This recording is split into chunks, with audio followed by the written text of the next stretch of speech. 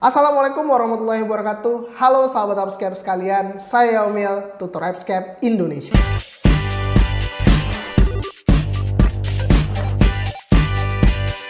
Gimana nih kabarnya sahabat Upscape sekalian? Semoga sehat-sehat selalu ya, dan tetap jaga protokol kesehatan. Nah, pada kesempatan kali ini sahabat Upscape sekalian, Yaumil akan bahas beberapa diagnosis yang kita himpun di pertemuan ke-26. Ada beberapa kelompok diagnosis yang kita bahas, diantaranya diagnosis berkaitan dengan eliminasi, diagnosis yang berkaitan dengan nutrisi, dan diagnosis yang berkaitan dengan infeksi. Ketiga kelompok diagnosis ini akan Yaumil paparkan dengan detail gimana cara membedakannya. Nah, langsung saja sahabat Upscape sekalian, kita lihat pemaparan materinya di video kali ini. Baik sahabat Upscape sekalian, sekarang kita masuk pada topik materi yang kedua, yaitu adalah diagnosis yang berkaitan dengan nutrisi. Nah, bicara terkait dengan diagnosis nutrisi ini, sahabat Upscape sekalian, yang sering keluar dalam pelaksanaan uji kompetensi, ini kita bisa bagi tiga. Ada defisit nutrisi, ada berat badan lebih, dan juga ada obesitas. Dan kali ini Yaumil akan share kepada sahabat Upscape sekalian gimana cara mudah untuk membedakan ketiga diagnosis ini, ya.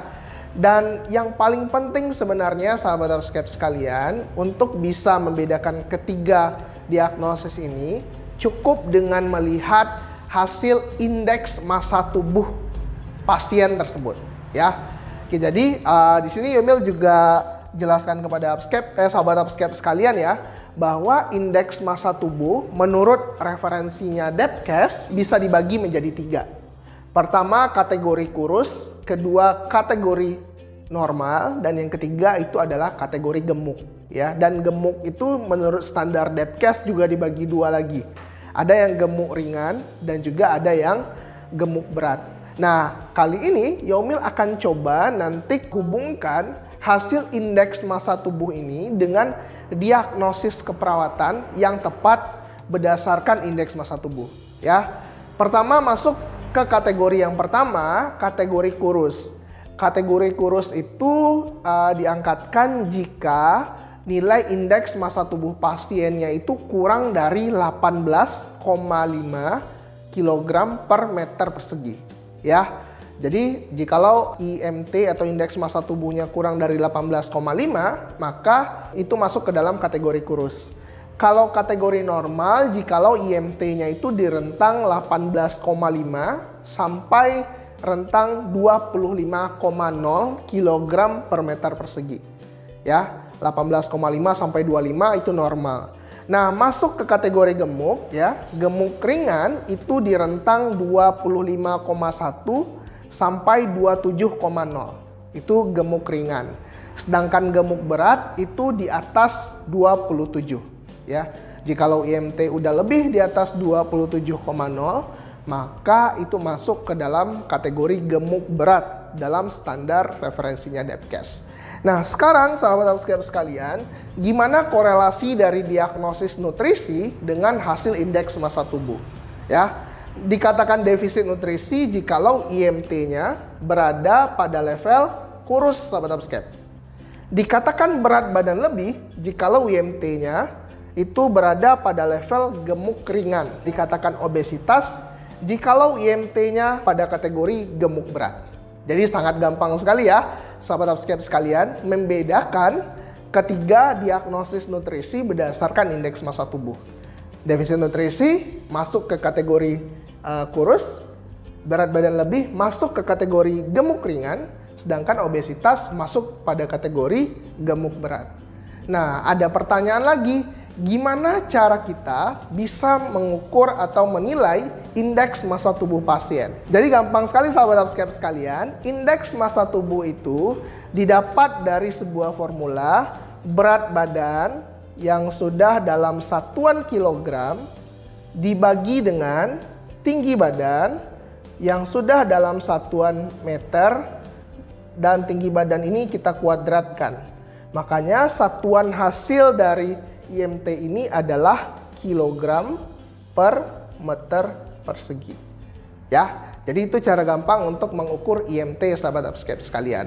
Untuk lebih jelasnya nanti akan kita coba langsung masuk pada contoh kasusnya. Oke sahabat Upscape sekalian, kita masuk pada soal berikutnya.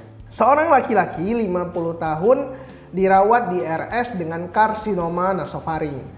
Hasil pengkajiannya, pasien mengeluh nyeri tenggorokan, nafsu makan menurun, mudah lelah, badan panas dingin, membran mukosa pucat, berat badannya cuma 45 kg, dan tinggi badannya 167 cm. Apakah masalah keperawatan yang tepat? Apakah A. gangguan menelan, B. risiko defisit nutrisi, C. defisit nutrisi, D. keletihan, atau E. intoleransi aktivitas. Nah, sahabat Upscape sekalian, kita lihat di sini datanya ya, bahwasanya pasien mengeluh adanya nyeri di tenggorokan, nafsu makan menurun, mudah lelah, badan panas dingin, membran mukosa pucat, dan di sini ada data berat badannya dan tinggi badannya. Nah, sekarang kita coba lihat IMT-nya dulu nih, sahabat Upscape ya, untuk memperkuat data kita. IMT yang sama-sama kita ketahui bahwa rumusnya adalah berat badan ya. Berat badan dalam satuan kilogram dibagi dengan tinggi badan dalam satuan meter yang dikuadratkan ya. Jadi di sini berarti 45 kg dibagi dengan 1,67 ya, dibagi dengan 1,67 dikuadratkan. Nah, 45 bagi 1,67 dikuadratkan ini setelah Yomil cross check via kalkulator hasilnya adalah 16,13 ya. Jadi IMT-nya adalah 16,13 kilogram per meter persegi. Nah, IMT 16,13 ini sahabat Upscape sekalian, ini masuk ke dalam kategori underweight ya. Masuk pada kategori underweight yang mana dikatakan underweight kalau IMT-nya kurang dari 18,5. Ya, jadi IMT-nya di kasus soal ini itu adalah underweight. Nah, dari data yang ada, yang kita udah kumpulkan ya, mulai dari adanya nafsu makan yang menurun, terus kemudian membran mukosanya juga udah pucat, ditambah IMT-nya yang ini yang paling penting ya, IMT-nya itu udah menunjukkan underweight, maka diagnosis yang paling tepat untuk kasus soal ini adalah defisit nutrisi ya, defisit nutrisi. Nah, sekarang kita coba analisis opsi jawaban lainnya. Pertama adalah gangguan menelan ya. Nah, oke, di kasus memang ada pasien mengeluh nyeri tenggorokan. Namun di sini nggak spesifik juga mengarah pada bagaimana permasalahan klien untuk menelan ya, sehingga opsi A kurang tepat untuk ditegakkan. Kemudian ada lagi data resiko defisit nutrisi. Nah, masalah di sini IMT-nya udah menunjukkan underweight ya. Jadi ini bukan masalah potensial lagi, ini udah masalah aktual.